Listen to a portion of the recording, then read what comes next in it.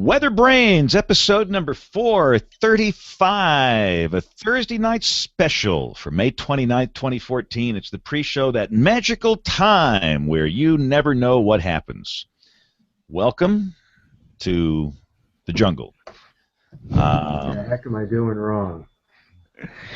There, that show title. We've got a show title right off the bat. What am I doing wrong? What the heck am I doing wrong? That's it. So let me write that. You see, Brian is not here.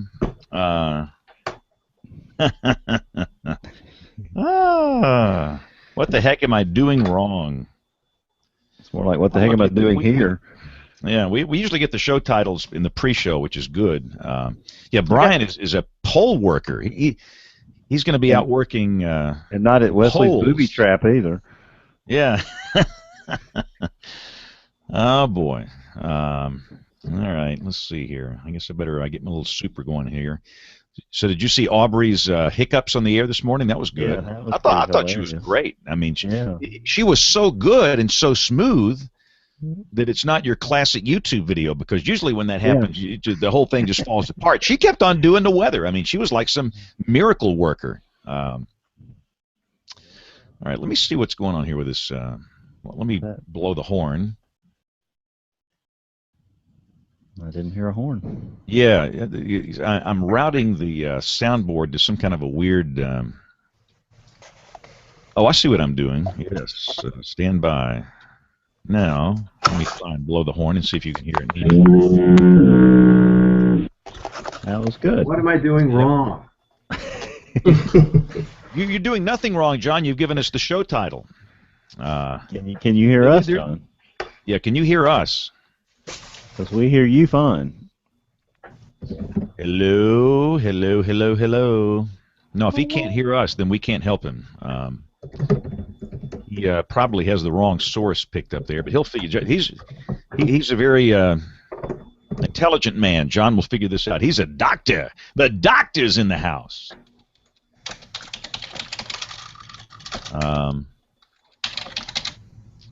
Serena says she's standing by, and Kevin says he's standing by, James. So. Okay, well let's bring him in. Why not?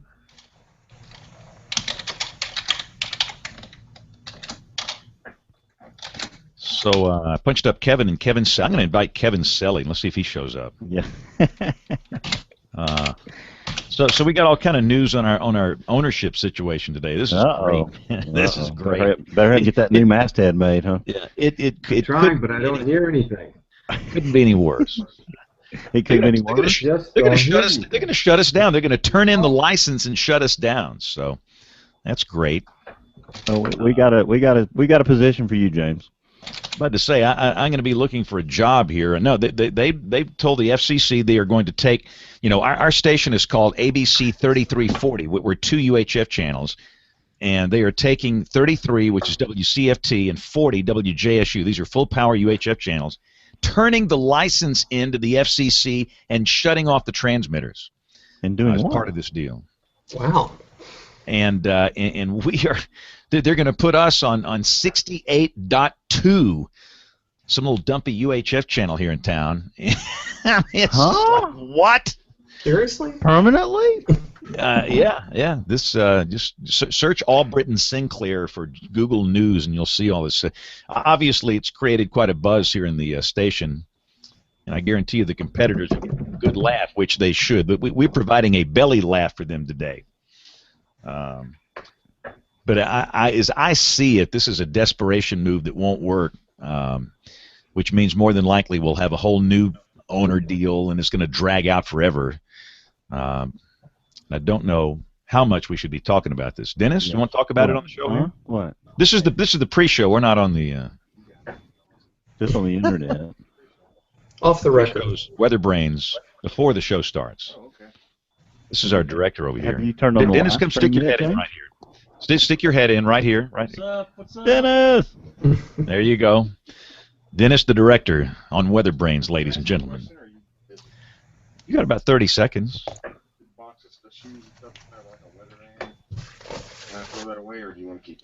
Let me review it first. Where is it? Okay, I'll review it. There's no telling. Might be some dead body in there or something. They're talking about throwing a box of stuff from the weather van. There's no telling what's back there. All right, now we've got. I'm sorry, Bill. Who is our other guest from Mount Washington? Serena Brede, James. C-Y-R-E. I cannot hear you. That's not. Let me call Don here. I will mute. See, Bill has all these magic phone numbers. He's going to call everybody here. Hey, Kevin, can you hear us? Yep, I got you loud and clear. Oh, yeah, you're looking good. Kevin and I are members of the same club. It's the Hair Club for Men. Well, I'll tell everybody we go to the same barber, right? Yeah, that's exactly. Low maintenance.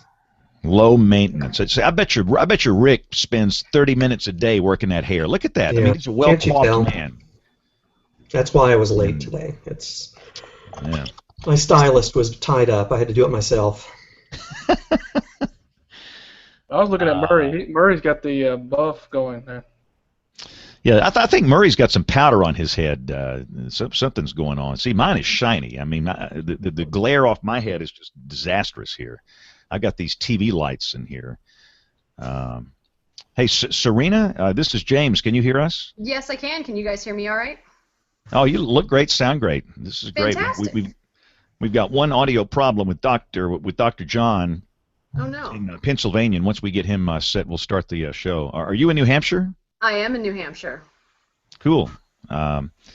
Typically, one of the guys on the show, he grew up in Vermont, so he would be very excited, but he's not here tonight. That's okay. It's all right. All right, so... I did bring one of my main New England favorite, Moxie, to entertain and drink and keep my palate moist here during the show, so I know you guys have Everybody has... That's great. Everybody says their drink of choice. Nate, who'll be on here shortly, likes cheerwine. Yeah, we can't get that up here in the New England states. Yeah, I take whatever's in my refrigerator. I'm not picky here. All right, let's see. We're broadcasting live. We have people watching. Everybody. The only issue, it's John's. And he's figured it out. So he just needs to unmute. John, if you'll unmute yourself now. The soft mute at the top of the Google Hangout window. Why is it the PhD guys with the IQ of 300? John, I don't understand. It's just like you guys are so smart. The little trivial things you can't process the little stuff. You can only process the big stuff, like deriving the vorticity equation. All right, now no hazing of the new permanent panelists on the first night. Well, come on, John's been on here so much. He's like family. I mean, come on, he's like he's family. Is Nate coming, Bill, tonight, or do we know? I did not I think he has, check with him. I'm pretty sure he's not. You know, he's a new dad. Yeah, because he was going to do the Monday night show and couldn't because of the baby, so I'm sure he's probably a no-show. Yeah, so we'll do that. So I think we're all here, so let's see if we can get started. And don't forget to ask me about all my vacation food I ate for you, James, just to grow. Oh, great. You barfarami. And I brought some Indian food for you tonight, so we can eat that on the air. So let me throw these words out. Let's see if anybody recognizes this movie. Indian food and a burned diaper. That is Anchorman. Anchorman. Yes, Woo-hoo! I knew that. Or how about Homer Simpson's favorite line? or what was it when Lisa and Homer Simpson, they were trapped on the hill and they had a bag of Indian food, and she said, "Throw the Indian food and the dogs will go and eat it." And he said, "No, they won't. They'll just be madder." Great. I love Indian food, so don't. I'm just kidding. I love Indian. That curry, man, that'll burn your gizzard, buddy. You better be careful down there. Old man like you shouldn't be. Hey, watch who you're calling an old man now. All right, here we go in 5, 4, 3, 2, 1. WeatherBrains, episode number 435. It's a Thursday night special for the 29th of May, 2014. Had Monday night being Memorial Day, we opted to move the show a couple of nights here to accommodate everybody. Thanks for joining us. Thanks for all of you watching and listening live. We know most of you listen later, but we have faithful that do watch us, even on a strange night like tonight. I'm James, and we've got a big crowd here, but a couple of folks are missing. We should mention, number one, Brian Peters is, he told us he is at a poll workers training session. Likely story. I think he's at Wesley's Booby Trap with a cocktail tonight. That's one of his hangouts. Never mind. I'm gonna be good. Yeah, he's a regular up there on Thursday nights. So we moved the show to Thursday night, and that's a problem. So Brian is out tonight, which means I will be doing the show notes, and this will be the worst show notes in the history of the program, probably. But I'll get something up there. And Nate Johnson is a dad. Do we have the details? Anybody? I don't have the specifics. I never got the tail of the tape or anything. The tail of the tape. But Nate is a dad again, and the birth was last week after our show, after the last episode. So he is busy dealing with family issues tonight. But we've got our usual cast of characters. See Rick Smith from Oklahoma City with the wind comes whistling down the plain. Yes, it does. Windy tonight? Is it windy tonight? It's actually not that windy tonight. It's an unusual occurrence here. You see people falling over when it's not windy because they're so used to leaning into the wind. So it's nice this evening. I saw an odd tweet come through. I think it was today or yesterday that the National Weather Service office in Corpus Christi, Texas, has issued more tornado warnings than your office in Oklahoma City. Is that true? Thankfully, yes. Not thankfully for them, thankfully for us. The Sacramento office has issued almost twice as many as we have. Wow. And what? the Wakefield, Virginia office has issued over 3 times as many. We've only issued 7 tornado warnings the whole year. Nobody's complaining. That's good for y'all, Rick. Yeah. Wow. That's fantastic. Knock on wood. After what happened a year ago there, and we're almost at another anniversary here, aren't we? Yep. 2 days. Coming up in a couple of days, yep. Yeah, the El Reno tornado, and I guess we should talk about that before the show is over, but glad things are quiet there. And Bill, I'll let you introduce our new panelist, our new regular, and our special guest. You got all kind of people to talk about here. Yeah, I'm really excited. First about Rick joining us and being on the show a couple of weeks ago, and Dr. John Scala joins us tonight as a permanent panelist, at least until he experiences one show as a panelist after James hazes him, then he'll probably quit. John, welcome to the show. Thanks, Bill and James. This should be quite interesting. Well, it is always interesting, sometimes humiliating, but usually interesting for sure. Yeah, John, we've seen a lot of good careers right down the tubes by people joining this show. So Rick and John have a lot of guts. But both you guys knew that going in. Oh, yes, we did. Into so we're It was in the fine print. That's right. Contract. Yeah, exactly. Contract you signed. That's exactly. I wanted to ask you about that contract. Yeah, I need that back, by the way. But it's nice to have you on the show. So and join in frequently and loudly. We'll be looking forward to your input, John. So yeah, James. Tonight we've got 2 special guest WeatherBrains actually. First, I'll introduce Kevin Laws, who is no stranger to the show. He is the Science and Operations Officer here at the National Weather Service in Birmingham. And, Kevin, we're getting that new sales algorithm here, and we want to hear about all that after we talk to Serena in a bit. Give us a little preview of what that's all about. Yeah, Bill, great to be back. And I'm still young, so I got a long way to go in my career, so I can't be on too much since y'all send everybody down the tubes. That's exactly right. Yeah. But yeah, we're looking forward to it. Should be coming up here. Really, I think we're going to get it next week or the week after. So going to get about twice as many scans with the radar, at least at low level. So you guys who like to show low level on television or whatever, you expect to see updates coming out every 2 minutes or so, which is really going to help with looking at weather down near the ground, where I guess where it's really important. So. Well, that's exciting. So we've got several things to talk about tonight, Kevin, including that and the upcoming integrated warning team meeting that you're going to have here in Birmingham, plus a little short review of our severe weather season. And you can't really count your chickens now. We still have severe weather in the summer, so we'll even talk about some hurricanes in a bit. But thank you for joining us tonight. Hey, thanks for having me. And our guest weather brain tonight is someone from a very special place, generally credited as having the worst weather on Earth. She is the Director of Summit Operations at the home of the world's worst weather, the famous Mount Washington Observatory. We're going to work through her career tonight, which is pretty fascinating, in just a minute, so I'll keep it short and sweet and introduce the delightful Serena Brede to the WeatherBrains audience. Serena, welcome to the show. Yeah, thank you so much. It is an honor and a privilege to be a part of the show. This is great. You're nice to say that, but anyway, we'll see how you feel after the show is over. But Serena, first a little bit about you. I read something interesting that said that you got interested in weather because of a tornado that you saw in Colorado when you were just 5 years old. Is that right? Yeah, that's absolutely correct. I had just moved to Colorado from the Netherlands Antilles, actually, a tiny island named Curacao between Aruba and Bonaire, which is where I was born and my family lived. And when we moved to the United States, we came to Denver, Colorado. And I remember standing in the doorway with my mom of our home in Aurora and watching a thunderstorm pass. And I'm used to island weather, beautiful, and your occasional thunderstorm, but there's hail and there's tornadoes. And it was just fascinating. I remember seeing this funnel cloud come down, and it made such an impression on my life that I was destined to be a meteorologist from that point on. If my mom only knew.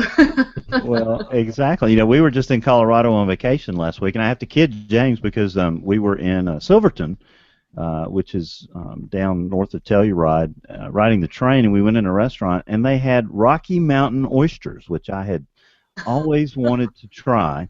And so just to honor James, I ordered a big plate of those Rocky Mountain oysters and ate the whole plate. Saved one for you, James. I'll send it over to you tomorrow so you can eat it on the show Monday night. But anyway, that was a lot of fun. But, you know, we kept getting these calls from our family because, you know, in Colorado the weather's very varied, obviously. We were in the southwest part of the state. It was snowing to beat the band on top of the mountain in Telluride Saturday night, where they got about 3 inches of snow.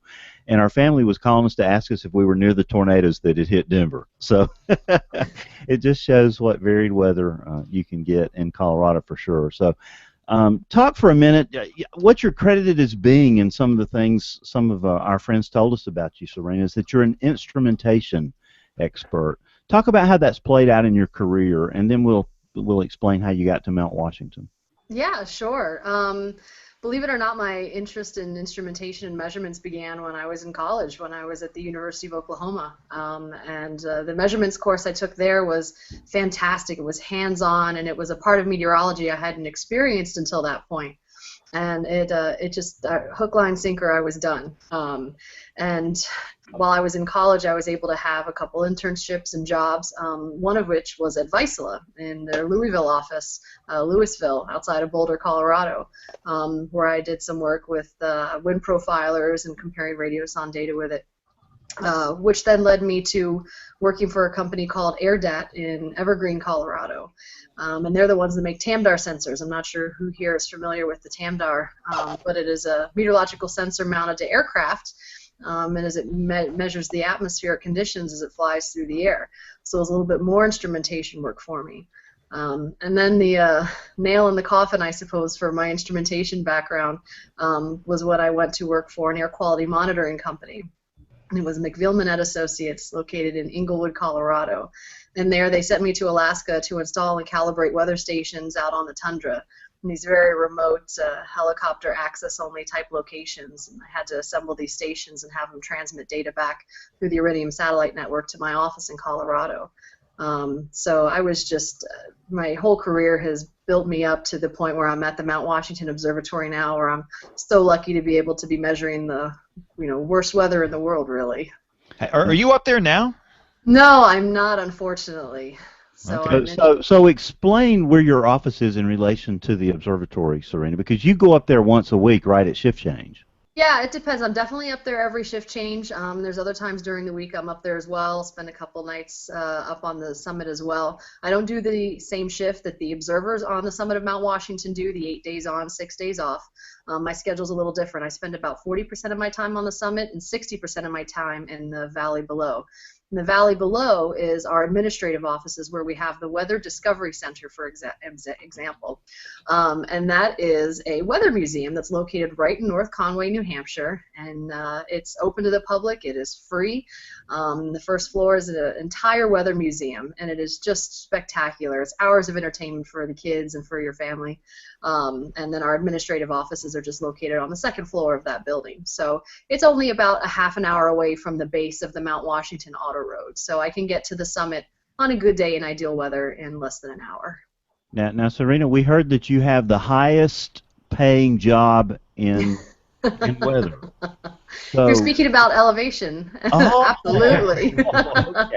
okay. We thought they meant salary, so we were beginning to wonder, about some of these CEOs of these nonprofits. We're beginning to think, well, if the operations manager at Mount Washington has the highest salary, that could be some sort of scandal in the Wall Street Journal or something. Yeah, no kidding. No, it's that's elevation based. But you do mention a really good point, and it's something that people don't realize is the Mount Washington Observatory is not part of the government. We're not government funded. We're not part of the National Weather Service, as many people on this panel can attest to.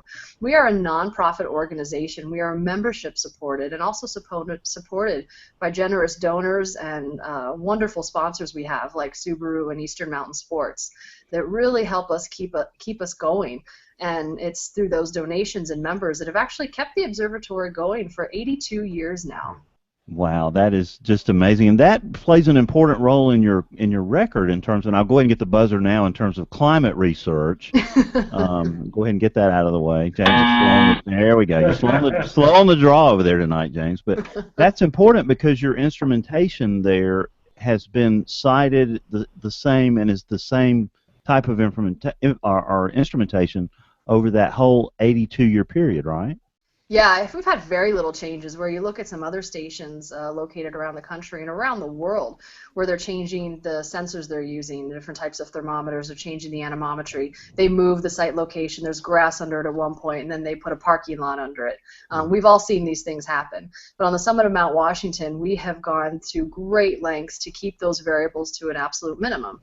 Our observers are still going out every hour on the hour with a sling psychrometer to get temperature and wet bulb. And you just don't see that anymore today, and that's the way that we've been doing it since 1932. And it's things like that that we really pay attention to make sure that our data record, which can be used in numerous different types of research, is as accurate as possible and has as few variables as possible. We just want to be able to provide that level of research to the weather community. Well, Serena, you explained to me there basically, I think you said 3 components of the mission of the observatory, and one of those is research. Talk about that end of it for just a second. Yeah, absolutely. Research is very, very important to us. Because of that historic data record we have, because we've been around since 1932, we are one of the oldest observing stations in the United States. And like we talked about, our climate record, Buzz, is, fantastic. Good thing. We've never had a guest buzz themselves, James. That's pretty smart. Yeah, that's the self-buzz, yes. Yeah, that's all I'm going to say about that. I'm a meteorologist, clearly. We do have a director of research on board at the observatory. Dr. Eric Kelsey is a professor at Plymouth State University, and he is the observatory's director of research. And he's doing a lot of things with that climate record, really trying to do some great research about our wind records and what's really happening climatologically on Mount Washington and alpine locations at high elevations as well. But on top of that, we're also utilized really frequently, and people may not realize this, for product testing. We are the home of the world's worst weather, and people will bring instrumentation to us or other equipment to test before they do Antarctic deployments or any other subarctic location deployments, because if products have a flaw, we will find them on Mount Washington. As we kind of like to say, we break stuff. And we do. People have come up and tested everything from jet engines to hydrophobic coatings up there, clothing, tents, you name it, various materials because of the wind, of the ice, the cold temperatures that we have. The temperatures we have simply can't be replicated in a lab. You may be able to replicate a cold temperature here or a high wind speed there, but you can't simulate the rime conditions we get with it along with the gustiness. So if you really want to test products, taking them to the summit of Mount Washington is a no-brainer. But we're not always just used for that crazy in the extreme either. We've had a lot of people join us for high elevation testing because you have to realize how close we are to large cities like Quebec, Montreal, New York City, Boston. So there's some people who come to us for high elevation testing as well, because we're a heck of a lot closer and cheaper to get to than, say, out in the Rocky Mountains. So we've had people come up and test everything from Keurig coffee makers came up to the summit of Mount Washington and were tested with us before they were released. We've had people come up and test dialysis machines with us as well. And this past summer, we had a robotics company, Boston Dynamics, come up and join us twice and do high elevation testing, walking their robots around on the summit of Mount Washington. So that is a huge part of our research, not only the meteorological research, which is very important to us, but also that product testing aspect of it. Not only that, but I'm sorry, it's a heck of a lot of fun. I guess so. Now, did these robots, were they eligible to be in the Century Club? That's what I want to know. You know, I think they could do it. They were very large robots. They were almost like robotic cows or horses. They were four-legged. And boy, did they draw a crowd. But yeah, they would have no problem walking around the summit in 100-mile-an-hour winds around the deck, which is what it requires to get into the Century Club. All right, so the bigger question is, are you a member of the Century Club yet? No, not yet. No, it hasn't. The opportunity hasn't presented itself yet. So it'll one of these days, though, very soon. I've only been with the observatory. How close have you come? The closest I've come was when Sandy was barreling up the East Coast, actually. The director of research, Eric Kelsey, and I were trying to mount a weather station on the southeastern side of the mountain. For those who remember Sandy, and with respect to our location, was the primary wind direction during our strongest winds. So we were trying to measure the wind speeds on the southeastern side of the mountain. So we were out there installing basically a short-term mesonet station that we had out there, trying to capture those high wind speeds. And we were doing that in sustained winds of 99 miles an hour. Wow, so you almost made it, huh? If you just I know. taken a lap around and fudged on the observation. Yep. If the winds were a little higher and I had completed my lap successfully, then I could wear that badge with honor. Now, you talked about Keurig machines and being a fan of Keurig coffees. And by the way, tonight's show is brought to you by Keurig Coffee Makers. Send them an invoice for this free ad message. So, Serena, what would they do? Take this thing outside and test it, or what? Test it in the warm, comfy confines of the lab? What? Yeah, because it was simply for high elevation. They were testing the K-cups and seeing how they reacted differently at high elevations. Very similar to, say, the potato chip bag or the Pringles can when you take it up to the top of Pikes Peak, for example.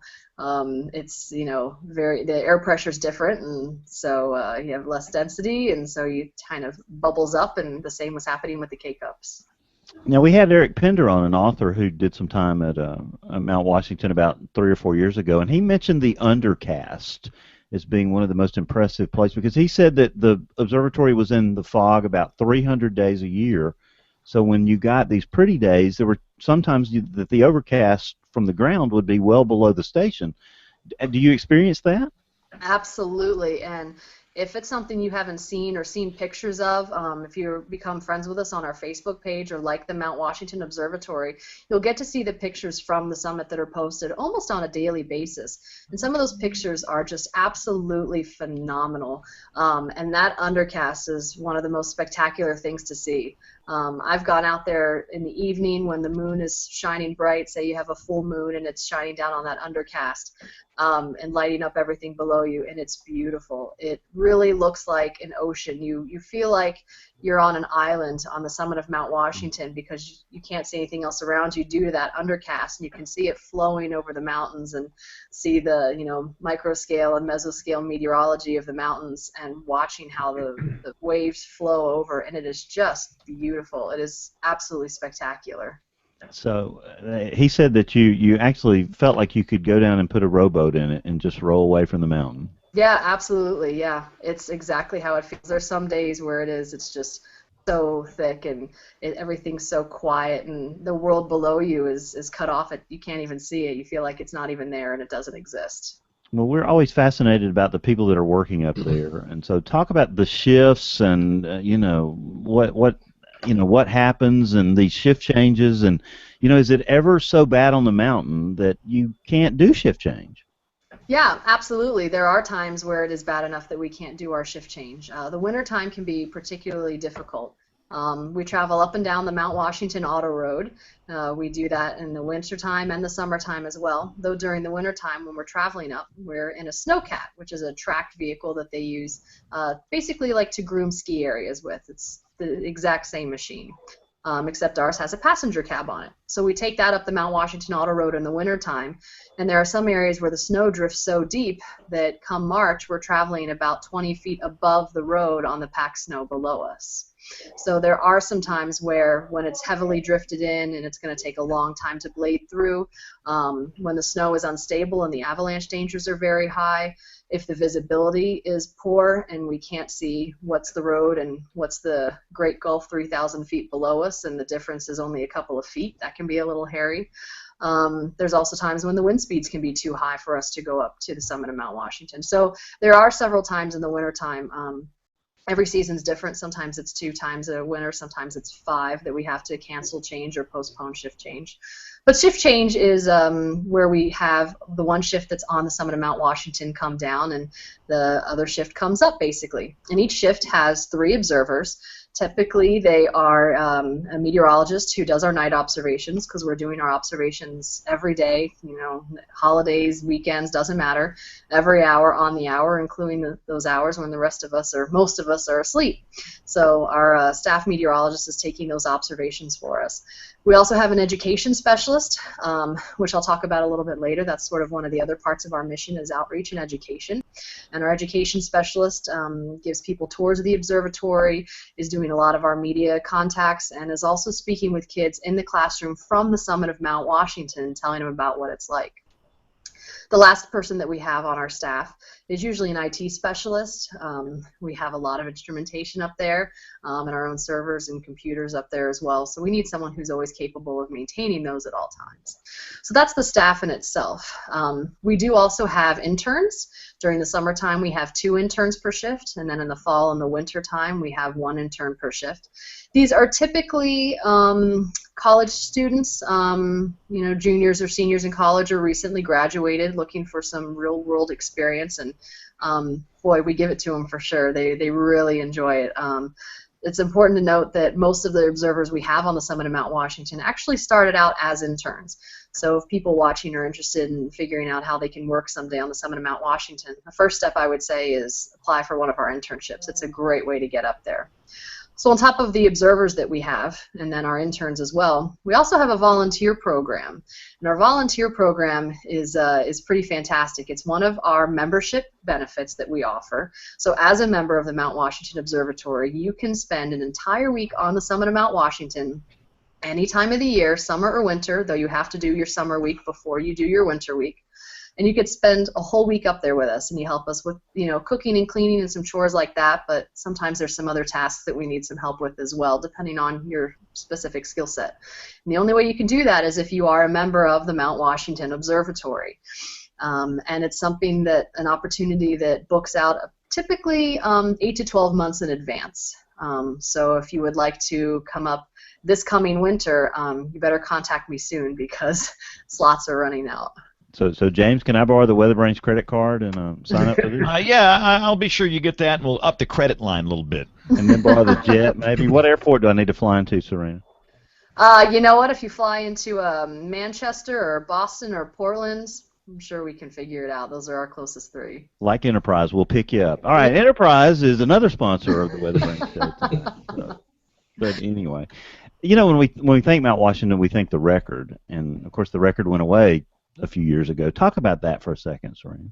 Yeah, absolutely. One of the reasons that we can claim we are the home of the world's worst weather is because we did measure the world record wind speed of 231 miles an hour. It was measured on the summit of Mount Washington. That was done on April 12th of 1934. And for those of us who have ever stood in maybe a Category 1 hurricane and realized just the force behind that amount of wind, I personally can't even imagine what 231 feels like.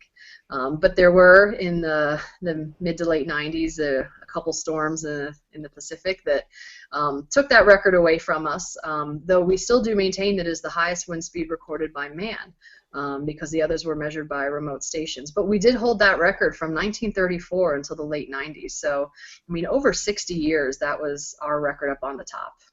James, I can just imagine J.B. Elliott with a sling psychrometer up there, one of his bucket list items. Yeah, JB could work those sling psychrometers, Work big time. It'd be a little dangerous to be around him, but you keep your distance, and it's fun to watch. Now, you said you don't receive any funding from NOAA. You're not part of the National Weather Service, but you do have an element of the Weather Service in place on top of the mountain, right, Serena? Yeah, absolutely. I mean, not only are we doing our hourly observations, which go to the National Weather Service and eventually, over to NCDC, and our data that we're collecting, we're doing the hourly observations, we're doing minis and synoptics as well, and all that's being input into the forecast models. We do house one of the NOAA weather radio repeaters up at the summit of Mount Washington, and there is a small charge for that as well, but it's a very, very small part of our budget. It's a fraction of it, really. But we do have a really great relationship with our local office in Gray, Maine, and we enjoy having them around. Well, Serena, talk for a moment about the weather this year, because it was so bad all over most of the country. How was it on top of Mount Washington? And right now it's not very bad. It looks like 37.7 degrees with a west wind at 9 miles an hour. That's not too bad. Yeah, I was looking at that thinking I'd be able to open with these phenomenal statistics of what's happening on the summit of Mount Washington right now, and it's yeah, that's a little boring. It's quite pleasant, yeah. 90 miles visibility, which is wonderful. So, yeah, it sounds like a great night up there for those guys. But yeah, this winter, I mean, obviously there was a. Do you buzz the PV word? It's a bad word for us up on the summit of Mount Washington, the polar vortex. Yeah. Thank you. Buzz it just Yeah. because we can. Yeah. There was obviously that caught a lot of attention this winter, all over the country, and the extreme conditions we faced. But it slightly cooler than average, but really for us on the summit of Mount Washington, wasn't too far from typical. It was fairly standard for us. Well, good. So I know you got a new website coming. Talk about the importance of that and your social media efforts, and then I want to make sure the rest of the panel gets plenty of time to ask you lots of questions, Serena. So go, if you don't mind, answer those, and then we'll turn it over to the guys. Yeah, sure. The boys. Yeah, one of the things that we're working on right now is a brand new website. So if you go to our website now, mountwashington.org, MOUNT, it's a great website, and it shows you who a lot of our partners are and shows you the current summit conditions. Mm-hmm. It shows you the conditions that are happening with our mesonet. A lot of people don't realize the Mount Washington Observatory has a mesonet. We have 18 stations as well as our summit station all across the White Mountains, reporting temperature, relative humidity, and wind speed. So you can check on that and see what's happening as well.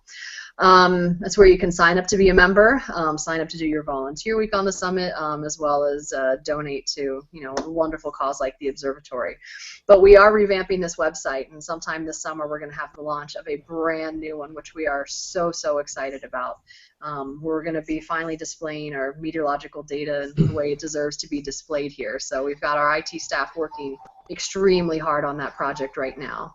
So that's one of the things that we're going to be experiencing here. But this really helps us out, our website as well, with the other phases of our mission, which we talked about the research aspect. The other part of our mission is our observations that we're doing, the hourly observations every hour on the hour with the sling psychrometer like we talked about. But then also education is a big part of what we do. We've got that education specialist who's up on the summit of Mount Washington. We have one on each shift, and they're able to connect with kids in their classrooms live and ask them questions, and the kids can ask them questions, and they're talking about what it's like to live and work at the summit of Mount Washington. They're learning about the Alpine Zone. They're learning about extreme weather up on the summit of Mount Washington. We also have programs where we have staff that are able to go into classrooms with kids and teach them about what's happening. And we also offer opportunities in the wintertime where anybody who's physically able can come up and join us on the summit of Mount Washington, either for a day or for an overnight. So we have these day trips and these educational trips. The educational trips focus on anything from photography to climatology and anywhere in between. We have one about the Blue Hill Observatory typically as well.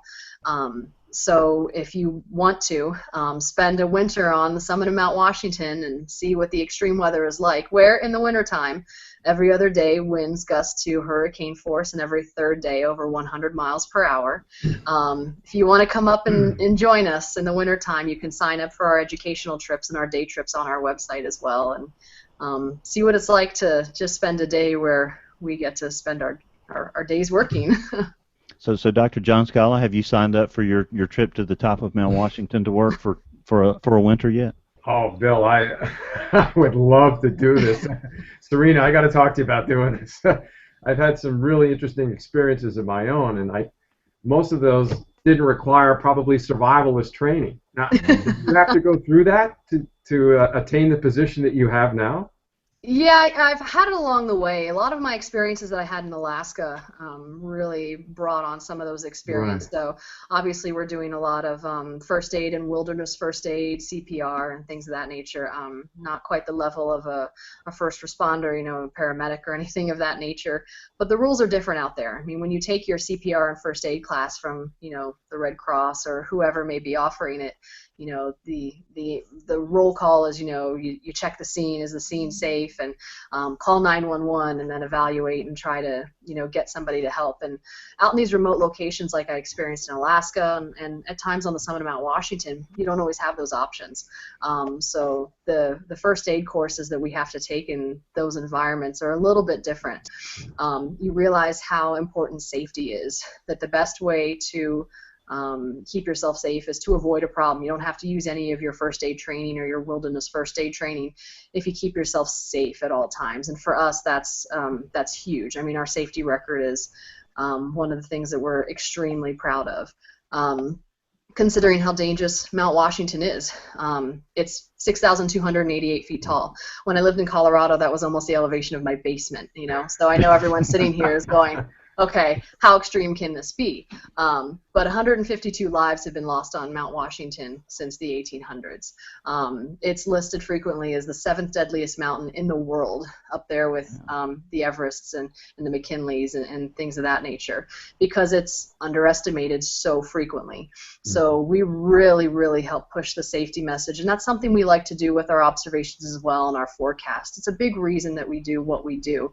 We're putting out this message to skiers, to hikers, to all these people who are coming from these major metropolitan cities that I talked about earlier, New York and Boston, Montreal, Quebec. They're all a day's drive, and everyone's coming here to experience the weather and don't realize just how extreme the summit of Mount Washington is. It's 72 degrees and sunny in the valley. I'm going to put on my tennis shoes and my cotton shirt and hike up to the summit of Mount Washington, where they don't realize that it's 38 degrees and sleeting.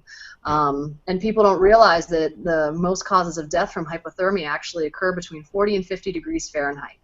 They don't occur at temperatures below 0. So it's an extreme environment and one that demands respect. So long story short, yes, we've had a lot of training. Absolutely. How do you deal with all the rhyming that occurs up there, particularly with the instrumentation? Yeah, it's really unique, and because of that, the rime is like any place I've seen anywhere else. There are some places I worked in Alaska where the rime was pretty spectacular, and this is incredible. And it's severe. We can have rime secretion rates of over 9 inches an hour. Wow. When you think about that, that's intense. That's definitely intense. So it requires pretty unique instrumentation. So up on the summit of Mount Washington, we actually do our anemometry with a very, very unique instrument, and that is a heated pitot anemometer. So it's a pitot tube, just like you see on the leading edge of a wing, exactly, aircraft-derived technology, where it's using pressure differential to determine an airspeed.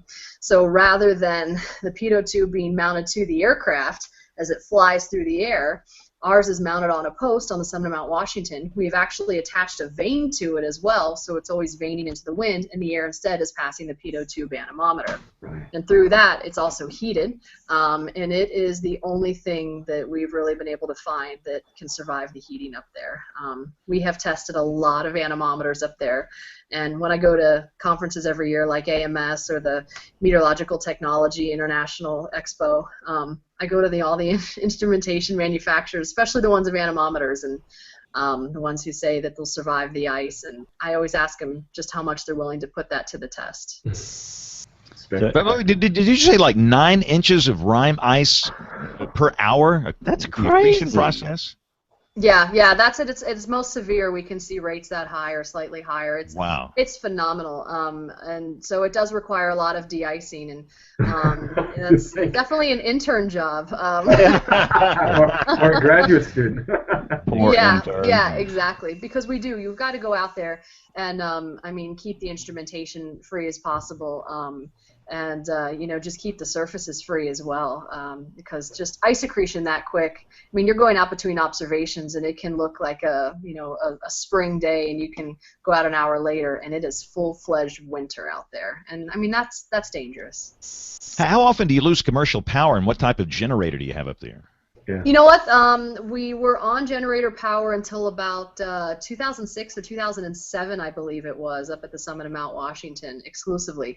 But around that time, line power was actually run up to the summit along the Cog Railway tracks. And so we actually do have line power to the summit right now, though we still maintain the generators.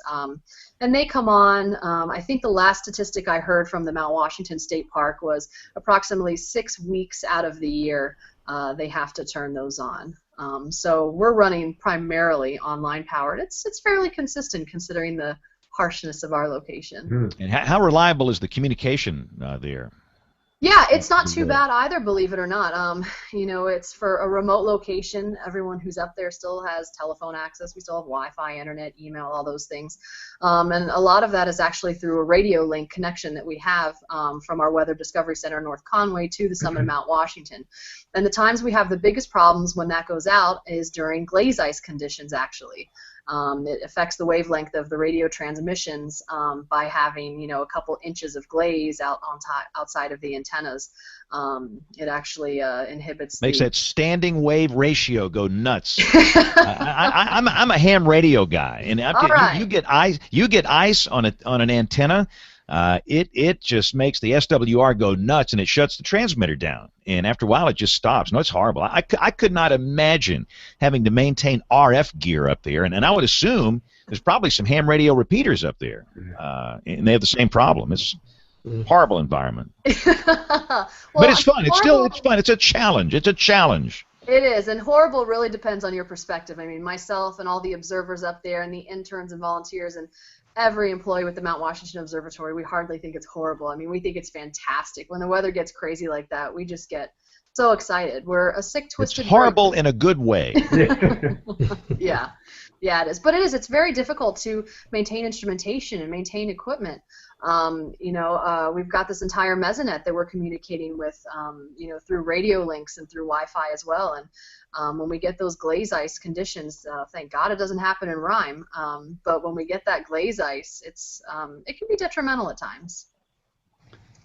So Rick Smith, you tweeted out that you're fascinated by this discussion tonight. Ask Serena a question. It is fascinating. It's making me really appreciate the 80-plus degree weather we're having here. The warmest temperature we've ever seen on the summit of Mount Washington is 72 degrees. Oh, that's heaven. I know. I could go for some 80 degrees right about now. Yeah. I was looking at your Facebook page, and I just went and liked it. There's some really cool stuff on there. Some really cool images, and see you got something on there. One of the more recent posts about the museum that's going to be the interactive museum that's going to be opening up soon. And how do you guys use social media? You got almost 60,000 likes on Facebook, and wow. It looks like you do a lot of education, a lot of sharing. There's some really cool images on there. How do you guys use social media to support your mission and to educate people?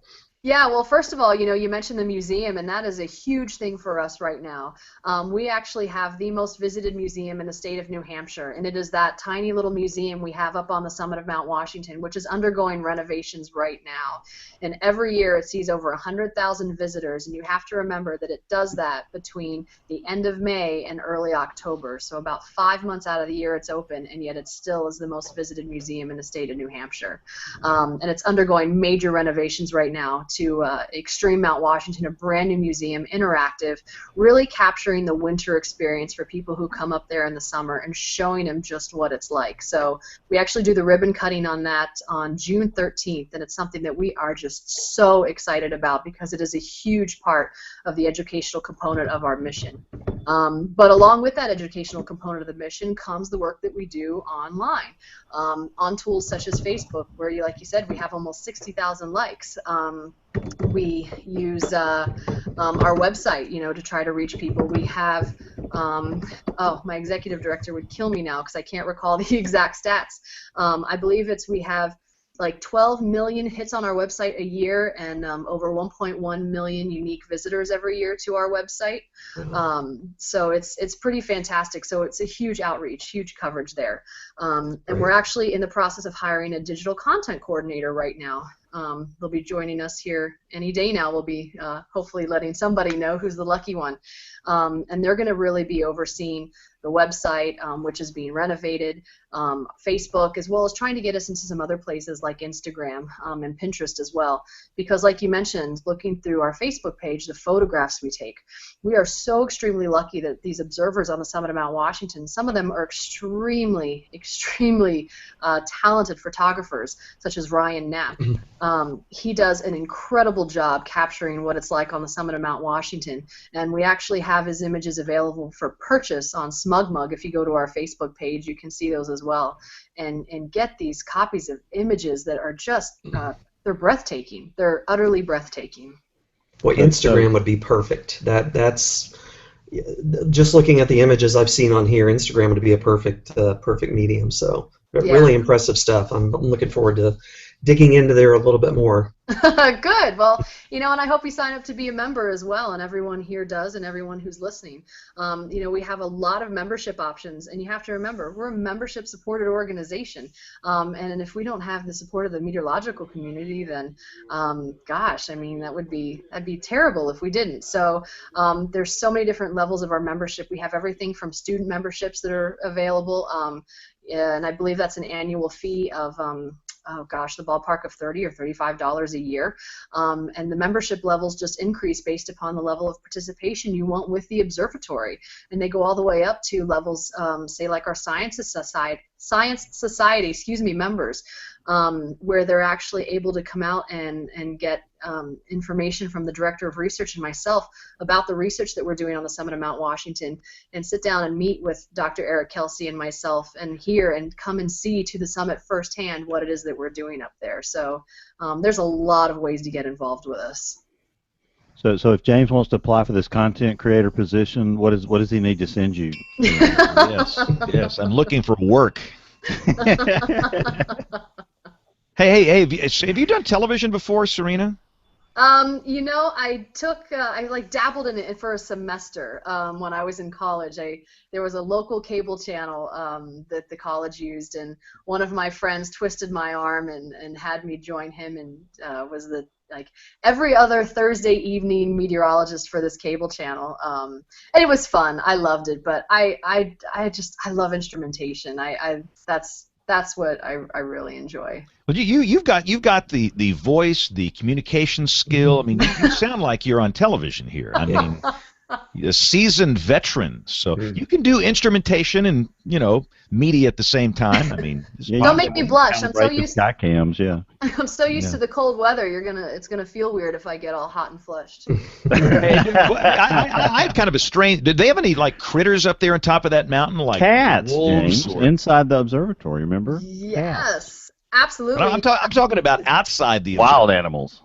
Yeah. We have those as well. I have to put in a plug for Marty for all those people who are watching. Marty's our summit cat. He's a Maine Coon cat, and we've actually had cats up at the observatory since it began in 1932.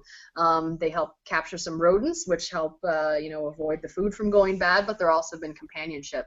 But on the summit of Mount Washington, and this is something that we feature in our museum as well, we have on the summit of Mount Washington animals from little mice and rats, little flying squirrels and things of that nature, which actually come in the building quite frequently, which we don't like when that happens because they come and try to eat all the food that we have saved there. But we do have foxes that appear up on the summit of Mount Washington from time to time. Excuse me, we've had the occasional bear make its way up to the summit, and the occasional moose as well.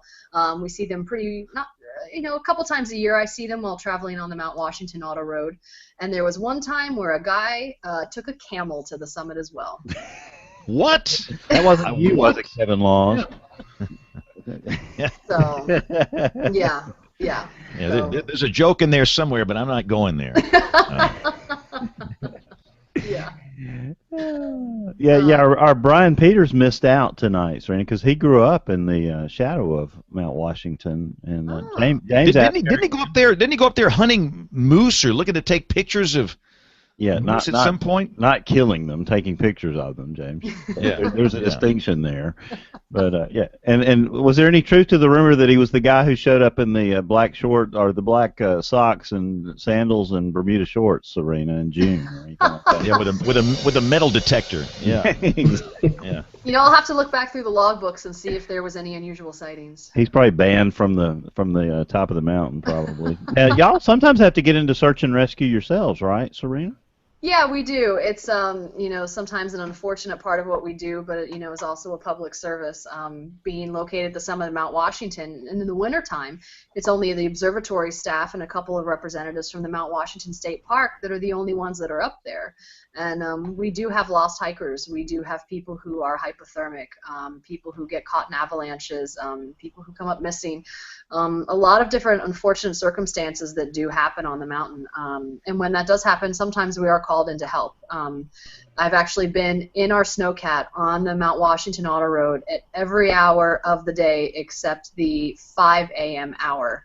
And most of those are actually due to participation in search and rescues. A lot of times we're taking search and rescue teams up in our snowcat to a certain point of the mountain to help spare them from having to hike or walk some difficult parts and in the dark or in extreme weather. Sometimes the summit staff is called from above to hike down a little ways if we think someone's made it fairly close to the summit. To look around and see if they see anybody. So it is an unfortunate part of being up there, but that's another reason why we try to just, you know, have the best meteorological data out there, and why we're always so cautious about our observations and trying to make these really great high elevation forecasts that you can see on our website, and do the research that we do to try to improve forecast models as well, because all of it, I mean, it's all fun and we love weather and we love meteorology and that's why we do it, but there's a big part of the public that relies upon what we do, and we just want to get better at it and better at it and better at it. So hopefully we've got out good forecasts, we're doing what we should through our social media, it's reaching the right people. Maybe search and rescues will decline. Maybe a year can go by where we don't have a fatality on the summit of Mount Washington. I mean, how awesome would that be? Yeah, that would be great. And Serena, we have to thank Dr. Lourdes Avalos, who's a good friend of yours, and introduced me to you at AMS in Atlanta, and we're thankful that she did that because you've been a fascinating guest tonight. And, thank you so much. Yeah, no, I definitely have to thank her. I'll be sending her a personal note, I'm sure, and I'm sure she's even tuning in. So, hi, thank you. No, this has been fantastic. I mean, like I said in the beginning, this is truly an honor and an absolute pleasure. Well, Kevin, I don't want you to get away without having a chance to ask a question, because I know it's been hard to get one in edgewise tonight. So, Kevin, anything for Serena? Yeah, I was thinking a couple of things. First, there's cat people everywhere, even at the top of Mount Washington. So yeah. We actually found everywhere. Our demographic on our Facebook page. I think we found that our average viewer on Facebook is like a 55-year-old female who has an interest in cats. I mean, it's pretty funny. It's a huge following. I was gonna say, please don't tell me the cat has its own Twitter account. No, not yet. And you know what? We'll see if that happens. There will be some people who may resist that. Well, I was thinking two things. One is, who is the genius that came up with the pitot tube idea? I was thinking, how in the world, because a regular anemometer probably could, you know, I think they rated to about 120 miles an hour. So how in the world anybody thought of a pitot tube? That's just genius. Yeah, it is. Before the pitot tube, we had a multi-bucket heated anemometer up on the summit of Mount Washington. And there are prop and vane anemometers out there today that say they will measure up to 100 meters per second. So for those who can do our conversions, it's 220-something miles per hour, I believe. So that's getting up there, but, you know, can the plastic survive those winds? Can they survive if there's any ice accretion on there? I mean, it's really changing the game there, so it's hard to say.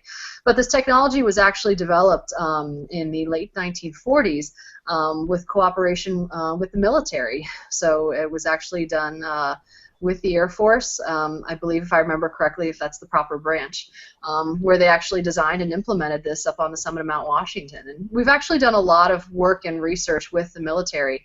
Throughout the 1950s, there were actually hangars built on the summit of Mount Washington where they were testing jet engines. You know, so it's doing some pretty interesting stuff. And today we work very closely with Corel which is a division of the Army as well. So it's really the military assistance and the smarts of the observers up at that time that came up with the idea, and it was great enough that here we are, 60 years later, still using the same technology. Yeah, well, that and you really know your instruments. It's obvious, and so it doesn't seem like it's a very glamorous part of the business, but it is to people like me because you go out on the rolling tundra and you put out instrumentation. This is not going to affect anybody. You get kind of a bad rap, but you know what? All that stuff goes into the models, and that's what makes them so great today. And we really appreciate that. That's for sure. Yeah, no, and that's what we were looking to do. That's why we have our Mesonet, and that's a big piece of our research. And our director of research, Dr. Eric Kelsey, is working on training the WRF model better using our Mesonet. So we're trying to take that data, put it into a better model, trying to improve the spatial resolution of that model as well, because a lot of forecast models, when you look at Summit of Mount Washington, when you look at everything gridded out, whether it's a 5K grid or a 3K grid, usually sees that Summit of Mount Washington is somewhere between a 4,000 and 5,000 foot peak, and that's cutting us a little bit short. And for those of us who are familiar with our mountain meteorology, that changes the dynamics pretty drastically. So we want to try to increase the spatial resolution of the models. We want to try to train them with better data, not only more data, but better quality data as well. So those are all efforts that we are really trying to make a difference here at the observatory. All right. Well, by the way, Kevin and Serena, guess what I was doing before the show started? Feeding our two black cats here. We have two wild cats that live in our parking lot, and they've warmed up to us. And even the second cat that's always kind of skittish is now coming up to us, and he lets us pet him. And on top of that, we have a raccoon out here. And tonight I literally was pouring the food in a little bowl and had two cats rubbing up against me with a raccoon, and they all get along together. It's very strange. I have a strange life, but I'm a cat person. My wife's allergic, so we can't have them at home, so I just have my little two buddies out here in the parking lot. So, but anyway, Serena, can you stick around for a few minutes? Are you good, or is it too late for you?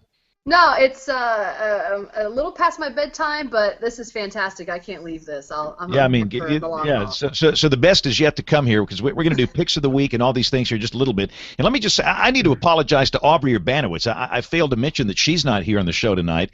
I know she's working mornings, and did you guys see Aubrey's performance this morning? Oh yeah. I think most of us that do television, we have a story to share about something that's happened while we're on the air, whether you suck in a fly or something happens. Well, Aubrey got the hiccups, and she was so good at handling that. I thought it was marvelous. But anyway, we put her up on the YouTube WeatherBrains channel. If you subscribe to WeatherBrains on YouTube, that's in that feed. So, but she's working mornings, and that's the reason she's not on the show tonight. But I thought she did a great job with the hiccups. John, what's the weirdest thing that's ever happened to you on television? Oh, James, there have been several. From dropping the clicker while you're in the middle of giving your presentation, and you have to look at the camera and say, "I dropped my clicker. Hang on just a second," and bend over and pick it up again. The question is, how do you can't do that gracefully? I mean, you just have to stop and pick it up. Yeah. You can't. That's exactly right. It's live television. There are no mulligans. You just got to go ahead. Yep. All you can do is just kind of laugh at it. And again, Brian is out, so we don't have a Professor Peters this week. So I guess at this point we better do a weather roundup. We'll just kind of do this thing together here. When the weather ball is red, warmer weather is ahead. When the weather ball is white, colder weather is in sight. When the weather ball is green, no change in the weather is foreseen. When colors blink by night or day, precipitation's on the way. Speaking of precipitation, Rick, you guys had a little bit of relief out there with some pretty decent rain the last week, huh? We did. Parts of the area got some really good rain, from southwest Oklahoma and parts of our North Texas counties have really been suffering, and there's places down there that got 5 or 6 inches of rain, which is awesome. It's not going to end the drought, unfortunately, but gosh, every little bit helps, and it looks like the pattern that we're in now is, the death ridge is not upon us yet, so we still have opportunities for more showers and thunderstorms. We need every drop we can get. The drought is, we've been blessed with a quiet severe weather season, but the drought is an ongoing disaster that's just, a lot of people just don't realize how bad it is. So yeah, we were glad to get the rain for sure. And we had our first Eastern Pacific hurricane of the season, Amanda. Man, that thing really ramped up. It reached Category 4 or 3 status. It was 3, 125. 3. Wow. And again, that just really ramped up. And of course, it was, not affecting a landmass. The Eastern Pacific season starts May 15th. The Atlantic season begins on June 1st, which is coming up here in a few days. Kevin Laws, you're a Sioux. That means you know everything. Sioux know it all. So, Kevin, what is the Atlantic hurricane season going to be like? Oh, let's see. Let me flip a coin over here. It's going to be not so active. El Nino, not so active. Okay. All the seasonal outlooks, I guess, were released here in the last week or so, and they all pretty much look the same, at or below average. But we'll see. We've talked about. Well, I do have a good story about that. When I was started my career at headquarters in Washington D.C., and I was actually supposed to take the place of Jerry Bell, who does the outlooks, and when he retired, I was going to be his underling, but I instead decided to go out and pursue the Sioux track in the field service, but that was actually going to be my job. Wow. So you could have been the guy handing out the hurricane forecast. Doggone it, Kevin. Yes, I could be the guy they either praise or yell at, every year about being wrong. So I decided not to take that credit. I don't take criticism well, Bill. So. What are you doing in weather then, man? This is the wrong business to be in. I mean, Well, see, I stay hidden. I'm behind the scenes. I just point the finger. See, I think that's the WCM's job to be abused. The Sioux is hidden back in a back office somewhere. That's right. Doing the sciencey stuff. Right. See, we're paid the same, except I don't have to take the criticism. That's right. There you go. The truth comes out. Yeah, but other than that, I guess it's fairly quiet. We've had some fairly active weather down in Southeast Texas. A couple of tornado warnings around Houston the last day or two. Had some down around New Orleans, I think, yesterday. There's this upper low that's kind of spinning its wheels around El Dorado, Arkansas, but that's kind of in retrogression, kind of backing up, going the wrong way, and it's going to fizzle out. So it's summertime, there's nothing major going on here. And again, Aubrey is the email officer, and she's gone. Nate is the news guy, and he's gone. So we're going to take some time to grill Kevin, our science operations officer, about what some Sioux business here. But we are going to do picks of the week. So again, a warning to Serena and Kevin. In just a few minutes, we're going to go around and everybody's going to share something weather related. This can be a website. This can be whatever, just something related to weather. But Bill, I'll let you talk with Kevin about this new radar algorithm that we're getting here. Not algorithm. It's actually a mechanical deal, right, Kevin? It's the radar operates differently. Yeah, there's actually a couple things that's coming with this build. I sent an email out to you guys just to kind of give you a preview on what's happening, but there are a number of things. This will probably be the biggest upgrade, or is the biggest upgrade since the dual pole was installed. And the sales, you guys are going to love the sales algorithm, and that is once it gets to, the radar scans every 5 minutes. You see an update every 5 minutes if you're just looking at the base scans, the lowest scan. And as it goes up, it's going to now stop and come back down and do another base scan, then go back up and keep going. And some people don't realize, too, that when it's at the first couple scans, it actually goes around twice. So if you get a 0.5 scan, it actually goes around twice. Once is the reflectivity and once is the velocity scan. So, and it spins around in a circle in probably 25 seconds. It doesn't take a long time, but it's going to come back down and give us another base scan, and that's going to be critical. And I was thinking back to the April 28th outbreak, little mini outbreak we had here. I'd say it's mini, but we had 18 tornadoes here in central Alabama. But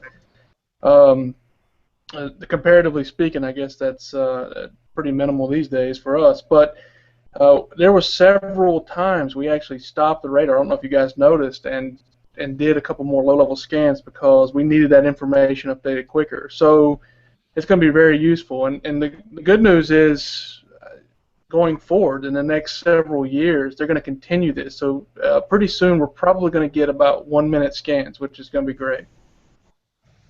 No, you're right. April 28th was a nightmare for us. I say nightmare. It's pretty typical for us. Most of the tornadoes were at night. Yeah. They lasted for a few minutes. You know, one or two scans and they're there, and one or two scans and they're gone. And no, this sounds like just what the doctor ordered for those of us in our part of the world, at least. Yeah, well, it is. And I was thinking of, too, and a tornado that went really reported, maybe underrated a little bit, was down in Lee County, south of Auburn, that hit near Smith Station. That was probably some of the worst mobile home damage that I've seen. It was terrible. And there were multiple times that we stopped the Maxwell radar and started over because we want to make sure we got that warning out on time. I think we had just missed one in Macon County, a little small one, and we didn't want to miss any more over there. And luckily, we got that warning out. It really spun down quick, and these were really quick hitters. I don't know if you guys noticed that, but these were really, one or two scans and boom, it was on the ground. So it didn't give us a lot of leeway.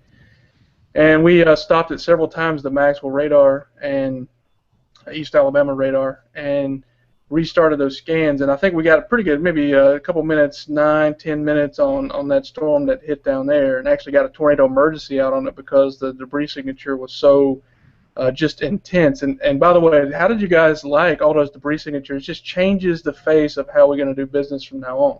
Mm-hmm. It really does, and I had some people ask about it, and I think perhaps we're guilty of not explaining it, and we need to do that not in the heat of the battle, but on days when the weather is calm, I think, because when you're in the heat of something like that, these things are, like Kevin was saying, one or two scans and boom, it's there. A couple of scans and it's gone. And these are pretty significant tornadoes. These are tornadoes that can kill people. These were, some were ones and twos, and the TDS signatures using correlation coefficient were remarkable. And what that does and understand, this was at night. These were rain wrapped. You couldn't see anything. Spotters couldn't see anything, but it gives amazing confirmation and clarity and confidence. The main thing is for us, it's confidence, knowing that there's something there. Debris is being lofted. So it's an amazing product that is becoming very important for us. And I think really twofold. You're right. One is it can shoot through all those rain droplets and see what's really happening inside the storm. And number two, I don't think anybody anticipated it was going to work this well. I mean, it's been under research, and Rick can probably attest to this. It's been out in research mode for a long time, but just how well it works was just an amazing thing to me. Hey, in fact, let's take this opportunity, Kevin. You've done this so well in briefings for us. Kind of explain what the correlation coefficient product is for people that are listening that aren't professionals, that maybe see this on radar scope and they don't quite know how to use it. Explain how that whole thing works. Yeah, well, essentially, what the dual pole does for us, since it scans horizontally and vertically, is it has target identification. So it tries to, or attempts to, identify what it's actually sampling, what the radar is seeing. Before, when you just have a two-dimensional scan, let's say, you can't really identify a target. It knows a target's there, it doesn't know what it is. But now that you can see sort of in 3D, it gives you the idea of, or tries to associate what is actually being sampled. So once you know what's being sampled, it can look in that volume space, it can look in that pixel, let's say, and determine if things in that pixel are the same or if they're different. So the correlation coefficient, so think about things being correlated. If it's up near 100%, that means all the objects being sampled are somewhat similar, like let's say raindrops or even hailstones. If it's all hail in there, it's going to be high correlation as well. But typically in the weather we deal with, everything's mixed. So you may have a mix of hail and rain, so the correlation will drop down. But then you get to things like tornadic debris, and everything in there, and we're not talking about 2x4s that it's sampling here. We're just talking about it could be just minor debris. It could be leaves. It could be little twigs. It could be pieces of insulation if you go that far.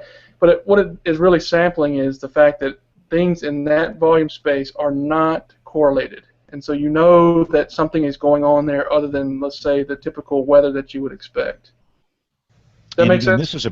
It makes perfect sense, and this is a product that consumers can see on some of the commercial radar products. Again, Radar Scope comes to mind. That's a real nice radar program. In most applications people use, no, you won't be able to see that, but it is available, and you can pretty much see that without too much difficulty. But it's been an amazing tool for us, and that's an example. And Rick, I guess that product, the TDS, has worked well in Oklahoma City as well.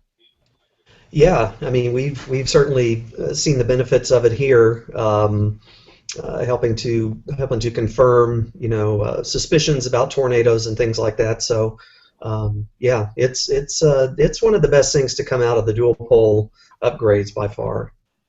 Yeah, I think everybody was sort of, and Rick could probably attest to this, and you guys who were probably getting the updates about it coming out, everybody was excited initially about the HCA, which was the hydrometeor classification, but to me that's sort of underperformed at this point, it's going to probably, they're still working on it, they're looking at every radar, and every radar is going to be different in how it classifies targets, but that was the big, draw, the big talking point about it, but I don't think anybody had any idea that the tornadic debris signature was going to be so just pervasive in these storms. And in fact, we're talking about that little, those couple little spin-ups we had a couple weeks ago. I think there was one in Alex City and one in Clay County. And those storms in the old days, we wouldn't even have bothered going out to even survey, because we would certainly think with those little weak couplets that we wouldn't see anything. But that CC just tells the tale of the tape, as somebody said earlier. You can't hide from that CC signature. It's there. It's right in your face, and the only thing that can loft debris like that has to be a tornado. So sure enough, you go out and survey, and there they are, all three of them right there. So. And I think the important thing to point out about this is something that doesn't aid in, early warning. This aids in confirmation that it's happening. You're not going to get any increased lead time because of this, but it gives you confidence that there's something actually there, and it works very well. Phased array radar, Rick, are you guys using that yet? Not routinely. It is here, and this time of year we have the hazardous weather test bed, which is right next door to our office, where there's lots of experiments going on, and they're testing things. And that when that radar is turned on and pointed in the right direction, we can certainly use the information. We haven't used it a lot in real time for warning operations, but we do go back and look at things after the fact with our partners here at the Severe Storms Lab. So it definitely has some promise, but we're not using it routinely right now. How many years away are we before it's operational? Gosh, I saw something the other day where it's many years. I mean, we're not talking 2 years. We're talking closer to, I don't know, I think I saw something close to 8 or 10 years. It's way down the road. I might be at the cemetery by then. Yeah, way down the road. Or creating content at Mount Washington, James. But Kevin, talk for a second about the trade-offs, because we get excited about things like sales, and obviously that comes at an expense of some other products. Yeah, the more we go down and sample at low levels, the less frequent you would get the updates on end-of-scan products, things that I think have sort of gone the way of the dinosaur just a little bit. VIL is one of them. You don't see that very often, and we've kind of gotten away from things like VIL. And probably the biggest thing that's an end-of-scan product that's important is the storm total precip products and things like that if you're in a flash flood situation. But we have the ability to turn it on and off. So if you're in a situation where you need those end-of-scan products faster, you can always turn it back and revert back to what we typically use. But we've been in a drought so long, I don't think people really respect, and Rick can probably attest to this, it's hard to respect flash flooding when you've been in a drought for a decade. But we've had some flash flooding that's happened here. I mean, most recently, just a couple months ago there in the city of Birmingham, and it always, like James was alluding to earlier, all this weather seems to happen at night, and you end up having evacuations at 5 a.m. in the morning. But so some of those end-of-scan products are important, not to neglect those. But I think when looking at the sensible weather, the extra 0.5 scans are going to pay off for us in the severe weather mode for sure. Kevin, talk for a second about pegging the geek meter here and get into range folding and how that's going to be affected with the new algorithm. Yeah, a lot of people, and especially the amateur meteorologists, don't really understand a lot of the range folding, and some people refer to it as purple haze. That's probably the better thing. But sometimes when you get on the edge or closer to areas that the radar can't see as well, there's a lot of, you'll see a range ring of purple haze.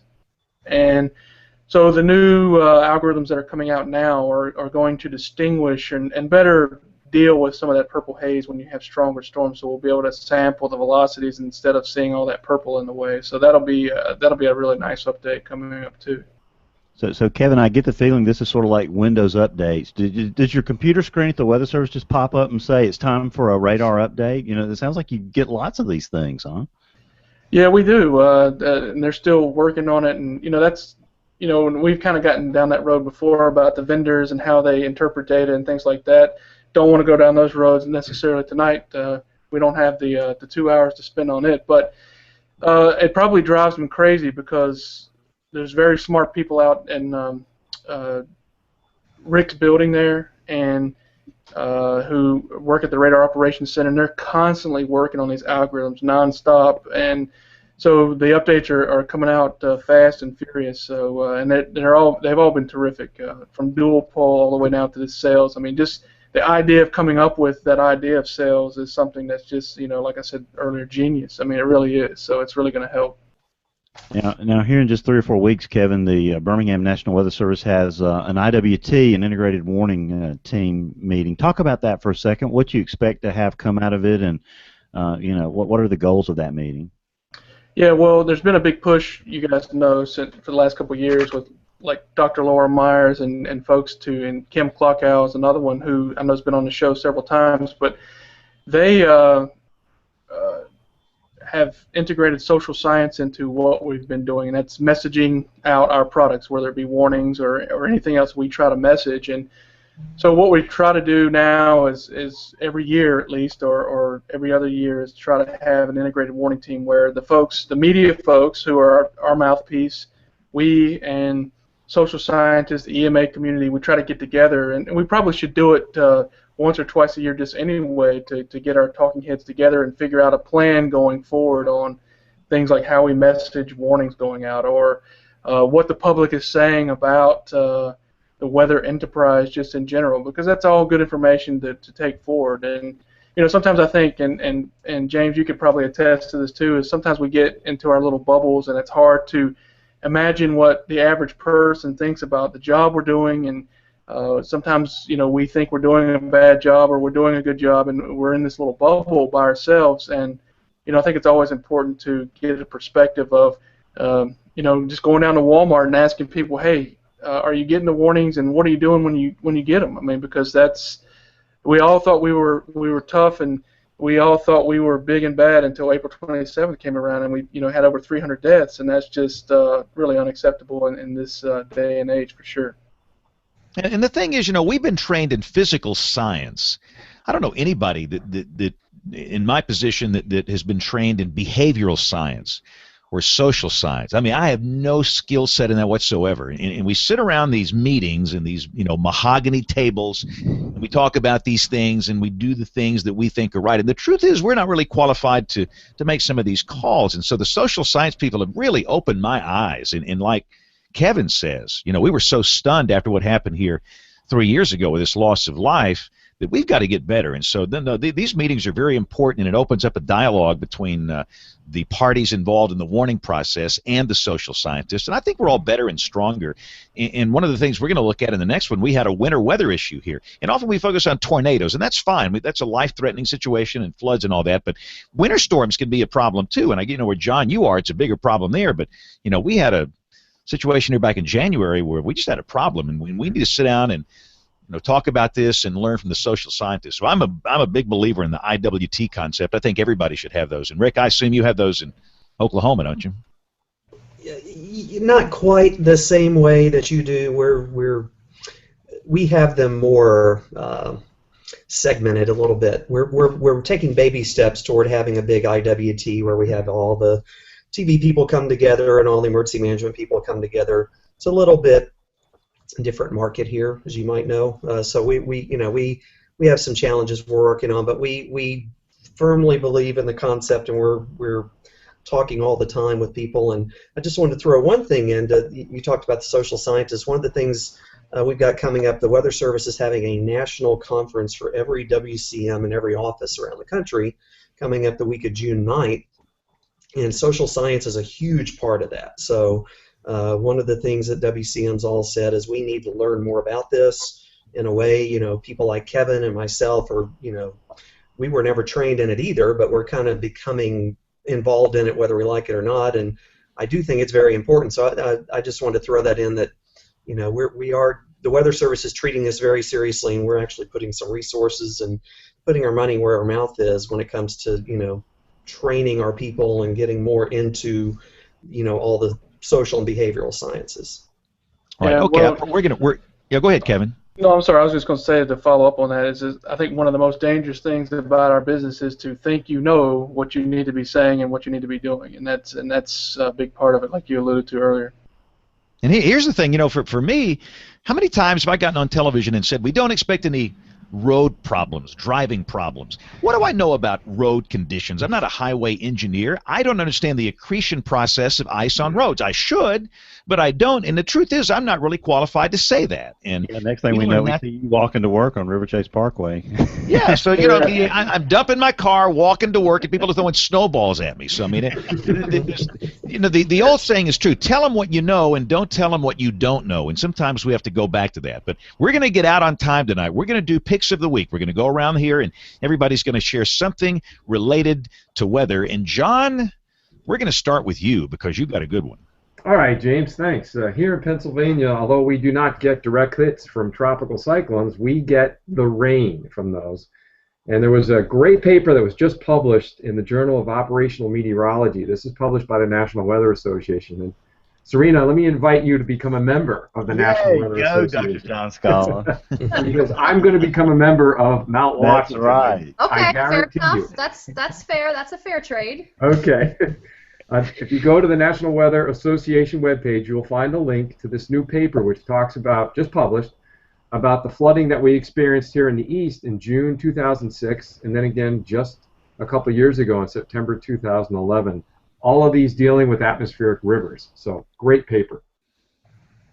Okay, good deal. And again, all the links to these will be up on our website, WeatherBrains.com. Let's go to Rick. Rick, got a pick for us this week?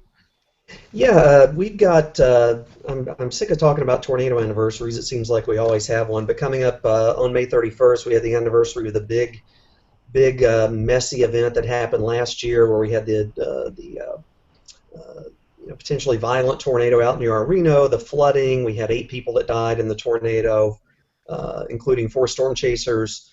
We had 13 people that died in the flooding. A very complicated event and very tragic event.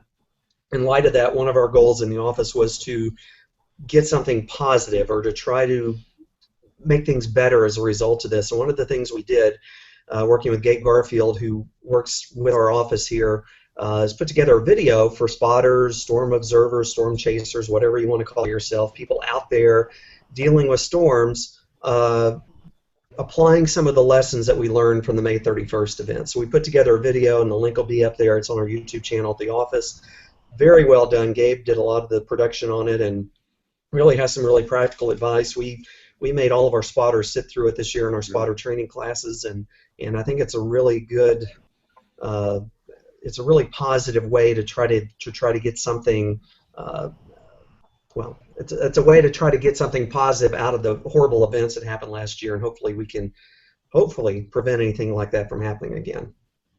Great. That's a great example of something good coming out of something bad. That's a great video. So, again, we'll put the link up on weatherbrains.com. Serena, have you got something for us? A pick, maybe? Yeah, I do. I mean, we talked a lot about the website and signing up to be a member and all the great opportunities that provides. But you said something earlier that made me decide what to make my pick with. And that is I'm going to send you guys to extreme.mountwashington.org. And on that website, when you pull it up, it's going to be the website for our new museum. So you're going to see a lot of the content and the sampling there. But there's a video link there that I want you guys to watch. It comes up right on the homepage. It's 7.5 minutes long, and it shows time-lapse video of that undercast that you're talking about. It's showing time-lapse videos of rime ice accretion that we were able to capture on the summit through videographer and photographer Tom Gilmet as content for our museum. and it's the first time anyone's been able to capture that type of video footage either. Like I said, it's a 7.5-minute long video giving you a taste of what Extreme Mount Washington is, the winter experience, and what that new museum is going to bring to the public as well. So I highly recommend you take the time to check that out. It's worth your while. It looks very cool, and I will. That's great. Thanks, Serena. All right, Kevin Law's got a pick for us this week? Yes, I'm going to go with the W.A. Gale Planetarium. A little bit off the weather topic, but I took my 8-year-old on Tuesday to see one of their public shows. They do a public show almost every day of the week, and it's one of the few digital planetariums here locally. It's one of the few digital ones in the southeast, and it's really an amazing show. And most of you probably remember planetariums as sort of a younger age, and you remember seeing the little ball, like the little disco ball, and it rotated around, and that's all of the old analog stuff now. They have nice digital ones, and it's actually in Montgomery. It's not at Troy. Troy University in Troy, Alabama runs it, but it's right beside Jackson Hospital down in the heart of the capital of Montgomery. And they, like I said, it's a digital now, and they can produce thunderstorms in there. It's like I don't know how to call it. It's some kind of 3D, but without the glasses. It's really an amazing show that they put on. It's about an hour, and they do them daily for $6. You can take your kids and just take a look at it. It was really amazing. So that's something here local. Very cool. And again, we'll put the link up on weatherbrains.com. I think I should make one of my picks this one. This is great. So I learned today that the new owners of that television station, they're going to shut us down. I love this headline. It says, broadcaster to shutter local stations after FCC collusion crackdown. So these jabronis are going to come in here and shut us down, or they're going to put us on some, .2 of some local UHF channel. It's been a strange day here. So the bottom line is I might need a job here, but of course I'm the host of WeatherBrains. What more could you want here? Yeah. All that money you're making at that. Yes, and looking at the old clock on the wall here. Oh, wait, that's right, Bill. You got to do your pick. Go ahead, man. What you got? Well, anyway, real quickly, next week we'll be talking social media, and Gary England signed up for July the 21st. He'll be coming on, and looking forward to that. Some great guests coming up like Susan Jasko, Mark Mancuso, and Jim Eds in the weeks ahead. And I have to talk about the National Hurricane Center because they have a new blog, and that's my pick of the week is the new National Hurricane Center blog. Sorry, James. No, I'm sorry. I thought I hit you up first. I've got that link up on weatherbrains.com. That'll be there tomorrow. So, again, Bill is our guest booking officer, and if you've got some recommendations for guests, we'd love to hear them. It's email at weatherbrains.com. That goes to all of us. And Aubrey will come back. There's a lot of email that we've received over the last week. She'll do a double segment next week with all the email. Our social media accounts are on the website, weatherbrains.com, and if you want to get in touch with us, it's easy to do that. We're traditionally on the air Monday nights at 9:30 Eastern, but this has been a Thursday night special. We'll be back on the regular schedule next week, but we know most of you just listen via your favorite podcast app. So thanks a lot for taking the time to watch or listen this week. Have a great week, and God bless. Great show. Thank you, Serena. Thank you, everybody. Thank you, Kevin. Thanks, guys. Thank you. Fun. You have a great week.